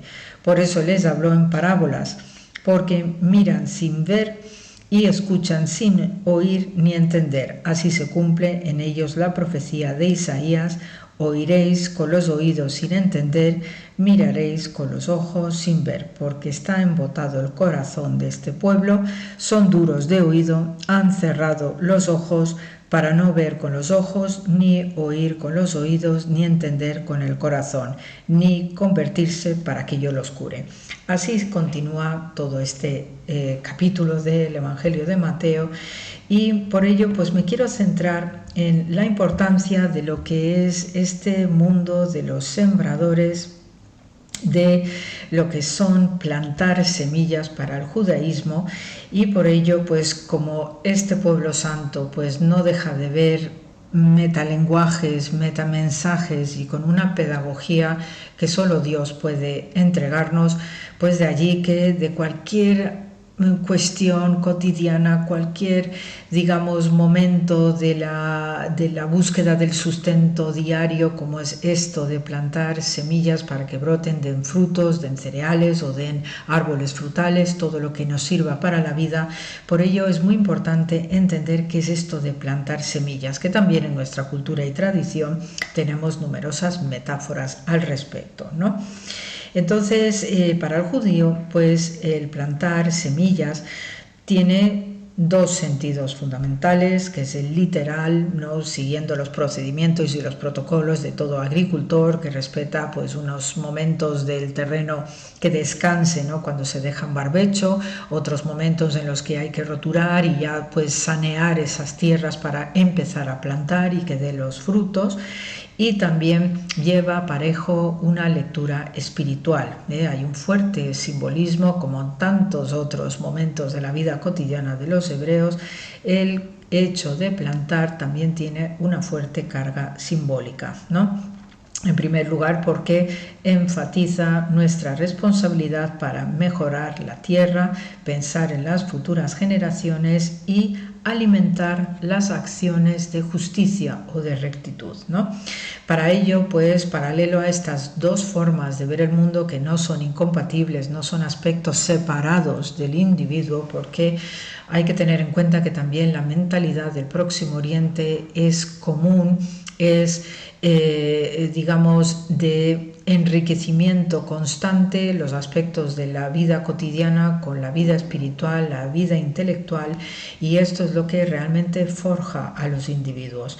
Por ello, dentro de esta combinación de lo que es la realidad, digamos, pragmática, ¿no?, de trabajar la tierra para darnos el sustento, pues las lecturas espirituales son de altísimo nivel, como suele ser habitual en el mundo bíblico y en el mundo de los hebreos, y nosotros como cristianos también heredamos estas coordenadas, ¿no? Entonces, lo que es la práctica del kilajim, llamado así, tiene que ver con el hecho de la prohibición prescrita en la Torá de mezclar, ¿no?, determinadas semillas, es decir, que, por ejemplo, y esto se aplica en el Israel actual todavía, las verduras y los granos deben de estar sembrados y plantados a una determinada distancia, ¿okay? Luego también se suele recomendar y se aplica que está estrictamente prohibido plantar semillas cerca de las viñas, ¿ok? Cerca de todo lo que produzca vino, porque hay que tener en cuenta que el vino es fundamental para la liturgia, para el rito, las grandes celebraciones como las bodas, ¿ok? O un bar mitzvah, que es equivalente aproximadamente a lo que es nuestra confirmación cristiana. Y por ello, pues las vides, las viñas, todo lo que vaya a producir el zumo de la uva, tiene que ser tratado esos terrenos de una manera muy especial y separado prácticamente del resto de las plantaciones agrícolas, por esta naturaleza tan especial y tan propia que tiene el uso del vino.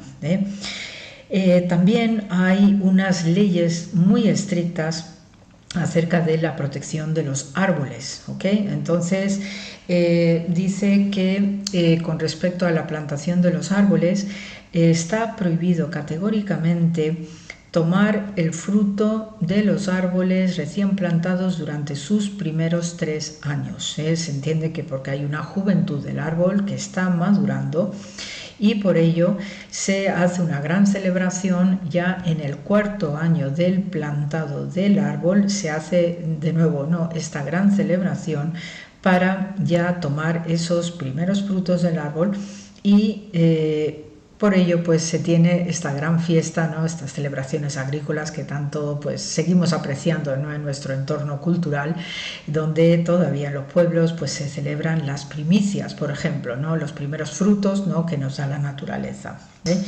Por ello tenemos la celebración, uno de los tantos cumpleaños que se celebran en el judaísmo, hay el cumpleaños de los árboles. Hay un primer cumpleaños de la creación de Dios que se suele celebrar pues alrededor del mes de septiembre, comienzos o mediados de septiembre, por el calendario hebreo, que es el Rosh Hashanah, y este se considera en conjunto el gran cumpleaños de la creación. Y de hecho, las tradiciones rabínicas suelen decir que Dios baja a su creación pues para festejar, para ver cómo están las cosas, también para ayudar a aquellas personas que lo necesiten especialmente. Y ya después hay otro cumpleaños de la creación de Dios, que es este Tu Bishvat, que se suele celebrar pues alrededor del mes de mediados de enero hasta mediados de febrero aproximadamente, que suele ser un periodo también para nuestras tradiciones culturales de la vegetación, pues ese como precalentamiento de lo que va a venir en la primavera, que es cuando todo vuelve a brotar, todo vuelve a florecer, Entonces, este cumpleaños de los árboles, pues lo que se suele hacer pues es limpiar los campos, quitar aquellas partes muertas de la vegetación, se suelen plantar nuevos esquejes, por ejemplo, y también esto es una forma de agradecer a Dios, como tantas otras maneras de agradecer a Dios por haber creado esta tierra para que nosotros podamos vivir y también para que nos dé sustento. Desde el punto de vista espiritual, pues en esta lectura ya formal que suelen hacer los hebreos, pues desde luego que sembrar, plantar semillas para que dé fruto a continuación es de máximo nivel, ya que el plantar semillas siempre representa el futuro. Es un gran mitzvah, un gran mandamiento, plantar y construir también para las generaciones venideras. Incluso aquellos que directamente no participan en la plantación de la naturaleza, sino que puede formar parte por bien vía familiar o porque tú vendas las semillas para que otros lo planten. Todas las personas que estén vinculadas en estos circuitos directos o indirectos con respecto a las plantaciones también se benefician de lo que es esta bendición especial y el cumplimiento del mandamiento para las generaciones venideras, y siempre con este anhelo de preservar y de conservar, Y por ello también pues hay estas metáforas que se relacionan con las semillas y los potenciales o las potencialidades humanas para que uno sea verdaderamente humano en relación especialmente con Dios, a quien se le debe todo. Entonces, del mismo modo que las semillas necesitan una alimentación, necesitan agua, necesitan cuidados constantes, ¿no?, para que esa semilla pues brote y crezca adecuadamente, así también se interpreta lo que es el ser humano desde el punto de vista de cómo ir sembrando esas semillas en el propio ser humano y que sea un adulto correcto y recto, ¿no? Por ello, el plantar semillas está relacionado directamente con la personalidad humana, con su carácter y el crecimiento espiritual. De esto pues hay numerosas metáforas, muchísimas, ¿no?, digamos, comparaciones acerca de cómo se interpreta la naturaleza desde el punto de vista de la formación de la personalidad humana, y por ello pues tenemos ya prescripciones desde bien temprano, desde los textos de la Torá, el Pentateuco, como el Levítico 19, que también se nos dice que cuando uno entre a una tierra, a un país, y se plante, ¿no?, estos árboles para comida, pues es lo que os decía antes, no se debe comer, ¿no?, el fruto de esos árboles durante los 3 primeros años. Y luego también se hace pues una celebración jubilar ya en el momento que en el 4.º año se pueda tomar los frutos. Se hace ahí un jubileo también de los árboles que coincide con estas celebraciones de primicias y sobre todo el cumpleaños de los árboles, ¿no? También hay algunas, digamos, anécdotas que nos narran los sabios de Israel. Por ejemplo, en el Midrash, referido a este libro del Levítico, hay un Midrash sobre un anciano que plantaba una higuera. Y entonces estamos situados en tiempos del emperador Adriano, el emperador romano del siglo II de era cristiana, que vio a este anciano plantando una higuera. Y entonces no comprendía, ¿no?, por qué el anciano plantaba una higuera. Era casi imposible que viviera para comer del fruto de ese árbol, ¿no? Y esto también los judíos pues presumen de ello. Dice que yo pues probablemente no vea este árbol ya maduro, ya grande y hermoso, pero he contribuido, ¿no? Entonces, cuando el emperador Adriano se le acerca a este anciano a preguntarle que por qué estaba plantando esta higuera, el hombre le respondió al emperador: si soy digno, si vivo lo suficiente, entonces comeré del árbol. Y si no, así como mis antepasados trabajaron para mí, así también yo trabajo para mis descendientes. Esto significaba que si el anciano no podía comer del árbol, la siguiente generación seguramente lo haría. Por ello, el plantar, ¿no?, árboles, plantas, ¿no?, que sobre todo nos sirven para el sustento y para la vida, es algo que va más allá de lo que es el simple hecho agrícola, que no deja de ser importante para lo que es esta visión simbólica de los hebreos, ¿no?, ya que la mayoría de las cosas importantes en la vida no se pueden lograr en un día, ni siquiera en un año. Cada uno de nosotros que pueda plantar sus árboles metafóricos, cultivando relaciones e ideas a lo largo del camino, también sirve, ¿no?, como esta metáfora de plantar los árboles. Entonces, por eso, uno también en nuestro día a día, pues de vez en cuando no estaría de más preguntarnos qué tipo de semillas estamos plantando. Como veréis, estas parábolas de Jesús de Nazaret no dejan indiferente a nadie y siempre se espera pues que podamos tomar, ¿no?, alguna lección y que ello nos ayude a mejorar en nuestro día a día. Así que con la grabación del programa de esta noche se os manda mucho amor como siempre y bendiciones de esta tierra tan especial como es Israel. Hasta la semana que viene y gracias por la escucha.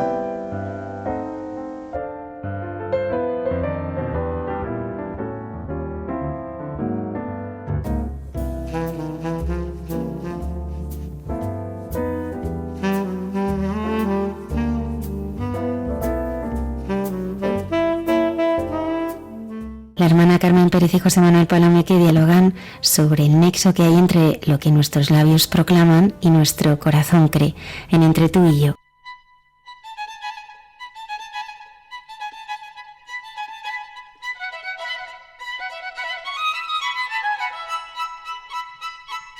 José Manuel, los labios y el corazón a una. Bueno, Mira, si tus labios proclaman que Jesús es el Señor y tu corazón cree que Dios lo resucitó de entre los muertos, te salvarás. En una frase, para Benedicto XVI, esta expresión de San Pablo en la carta a los romanos resume el corazón de la fe cristiana. Porque la fe cristiana, que es historia de vida, se basa, claro, en dos pilares inseparables. La fe interior, creer en la resurrección de Cristo, que es el fundamento. Si Cristo no resucitó, vana es nuestra fe. Y la profesión pública. Confesar a Jesús como Señor, reconociéndolo como Dios, nos introduce en una nueva historia de vida y salvación. Bueno, es la respuesta de toda persona al amor de Dios, donde la fe y la proclamación va siempre de la mano, a una. Claro, estamos en la misma línea agustiniana. La fe requiere una profunda unidad entre lo que se cree interiormente y lo que se expresa en la vida. Creer, pero creer con el corazón, es la raíz de la justificación, y proclamar con los labios es el testimonio coherente que da fruto y salva. Es que es para orarlo, pero para orarlo continuamente. Nadie que cree en Cristo queda defraudado. No hay distinción entre judío y griego, porque uno mismo es el Señor de todos, generoso con todos los que lo invocan. Todo el que invoque el nombre del Señor será salvo. ¿Cómo invocarán a aquel en quien no han creído? ¿Cómo creerán en aquel de quien no han oído hablar? ¿Cómo irán a hablar de él sin nadie que lo anuncie? Qué hermosos los pies de los que anuncian la buena noticia del bien. Que todo no sean palabras, Dios mío. Nos hace sentir la universalidad de la gracia de Dios. Todo el que invoque el nombre del Señor de esta manera se salvará. claro, Carmen, es que la salvación está abierta a todo el que crea en Cristo y le siga como camino, verdad y vida. Pero claro, nadie puede invocar a quien no conoce, ni creer si no se ha encontrado con él. Por eso la necesidad de la evangelización, la acción de llevar el evangelio. Realmente, qué hermosos son los pies de los que anuncian la buena noticia. Hay un nexo muy fuerte entre lo que nuestros labios proclaman y nuestro corazón cree. Parecido al nexo que existe en proposiciones que repetimos mucho en la vida. Tiene más razón que un santo. Dime de qué presumes y te diré de qué careces. No se puede decir uno sin otro. A buen hambre no hay pan duro. A grandes males, grandes remedios. Bueno, es que es muy rico nuestro refranero, ¿eh? Es una suerte de sabiduría popular, digamos, de momentos concretos de la historia, ¿no? Es maravilloso. La paz verdadera comienza en un corazón que ama. Se manifiesta en los labios que pronuncian palabras de reconciliación. Se refleja en los ojos que miran al mundo con mansedumbre y sabiduría. Esta es la verdadera fuerza, la fuerza de la verdad y del amor. Quien confía en Dios comprende este anuncio de paz y se convierte también en su artífice.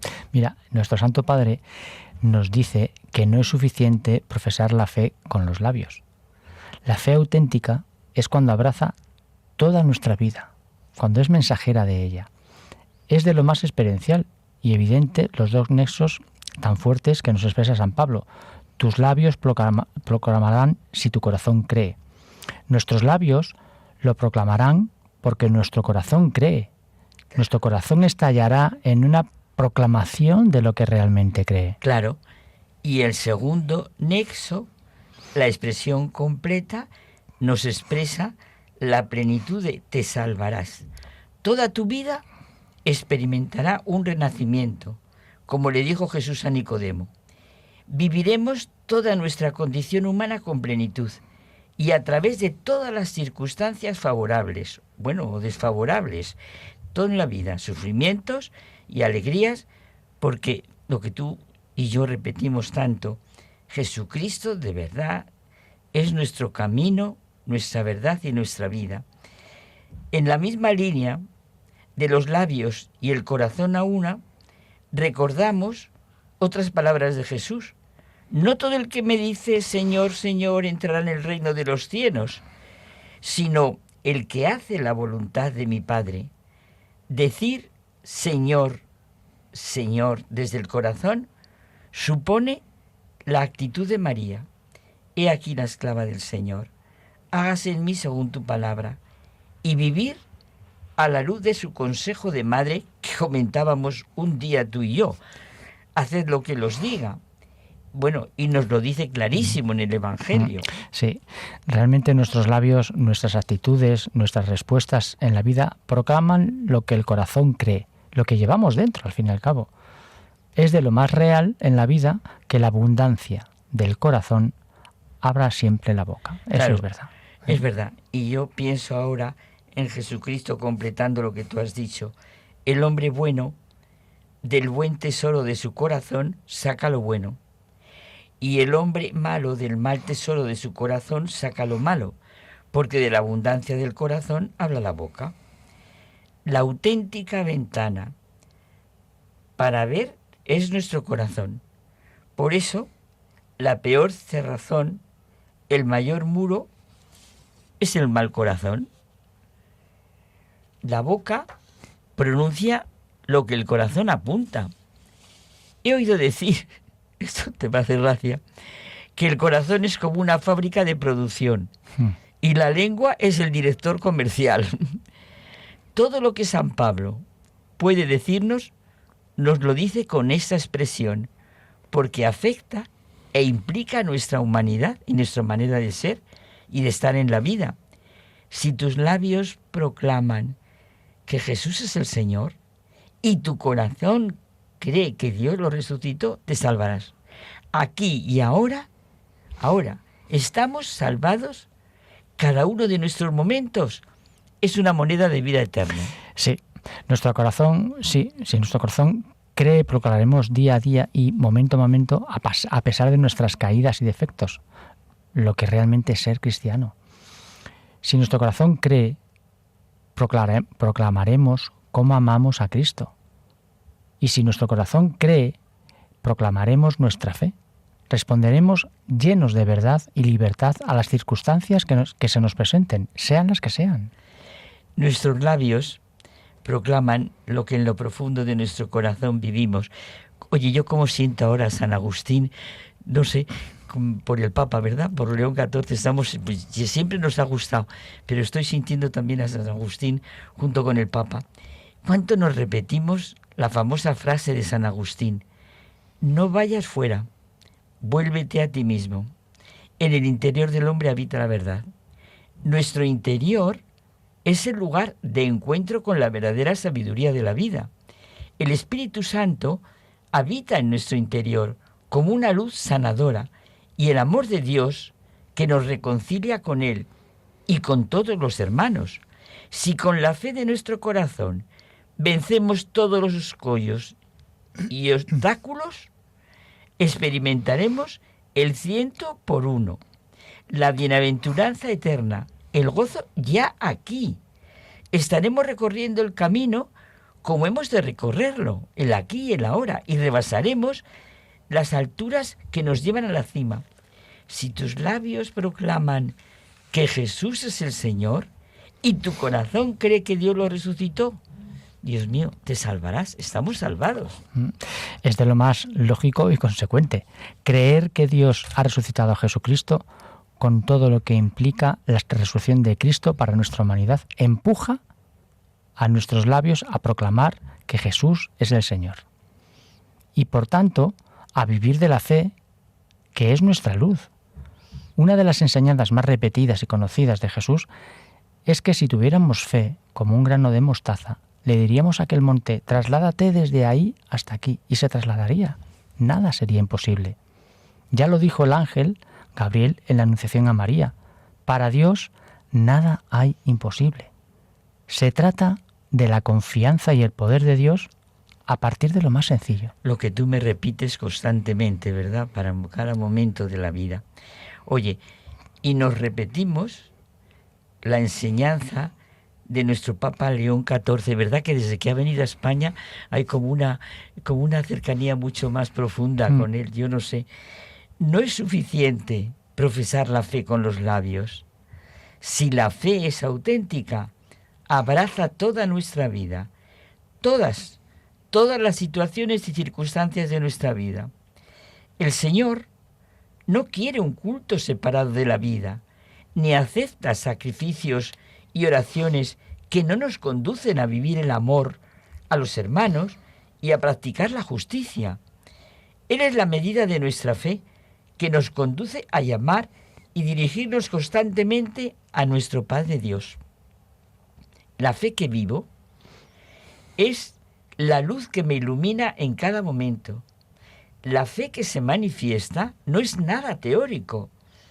Es la fe de cada persona, pues como es la bondad, o el respeto, o la alegría, tienen que ser concretas.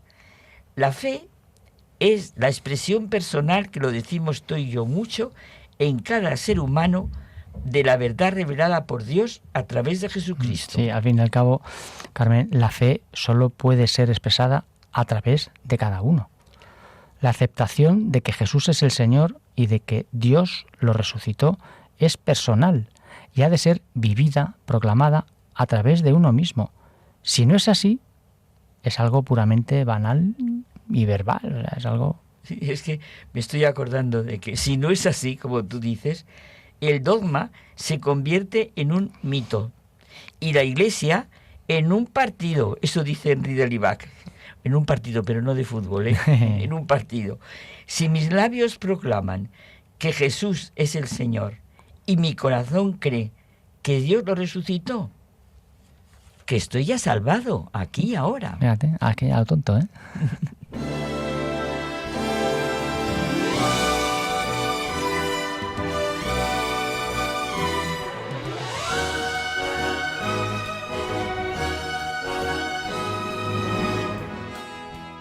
Muchas gracias por habernos acompañado. Ya sabéis que podéis descargar nuestros podcasts en la página web de Radio María y también escribirnos a nuestra dirección de correo del programa. Gracias por estar ahí.